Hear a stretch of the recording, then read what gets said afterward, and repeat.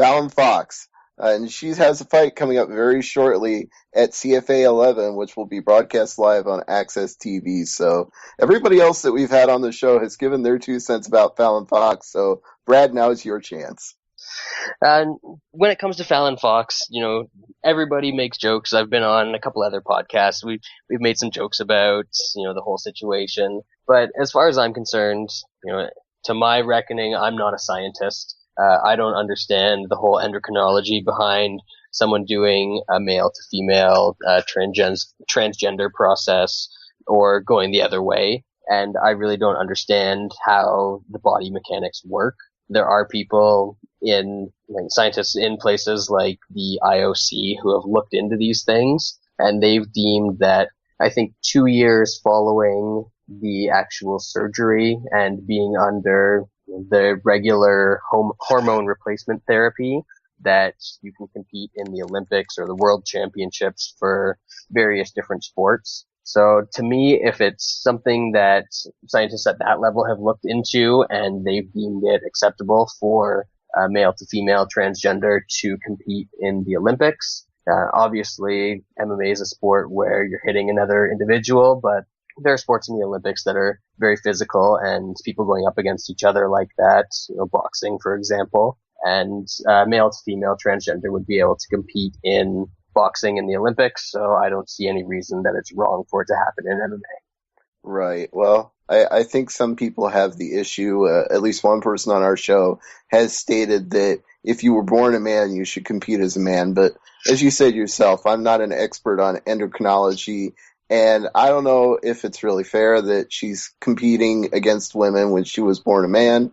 But the one way we'll find out for sure is when we see this fight on Access TV and we find out, what kind of fighter she is, because so far she's 2-0 and has only fought people that were more or less put in her way for her to beat.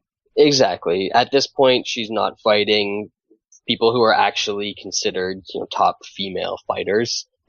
I think the combined record of her opponents is, just trying to remember it, but I don't think they have a professional win. I think it's like 0-4, 0-5 or something like that.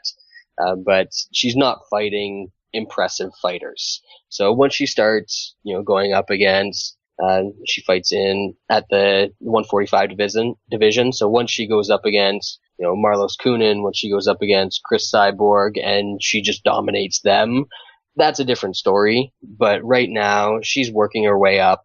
Any fighter with any sort of skill, whether they've got an advantage, if there is an advantage for being a male to female transgender fighter, you're not going to see that at this point. You're going to see that when they get to somewhere that is a comparable skill level.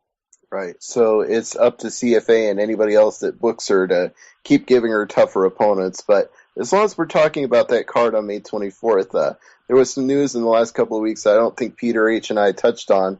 Valentin Overeem, brother of Alistair, was scheduled for the main event, and he had to pull out due to an injury. So the new main event of that same card is Travis View facing Mike Kyle. So what are your thoughts on that fight? I think that we saw what happened to Travis View in his last fight in Bellator. He struggles against guys who are heavy hitters, and that's definitely what Mike Kyle is. I'm not sure if this fight is happening at heavyweight or light heavyweight. Both guys can fight at both weight classes. But either way, I see Mike Kyle landing a big shot sometime in that fight and putting Travis View down. Probably so. And Mike's been making that assertion himself in social media. So he says he doesn't want to be ignored anymore, and he wants to be regarded as a top guy. So hopefully he'll get his wish and have a spectacular performance. But I'm looking forward to the fight either way.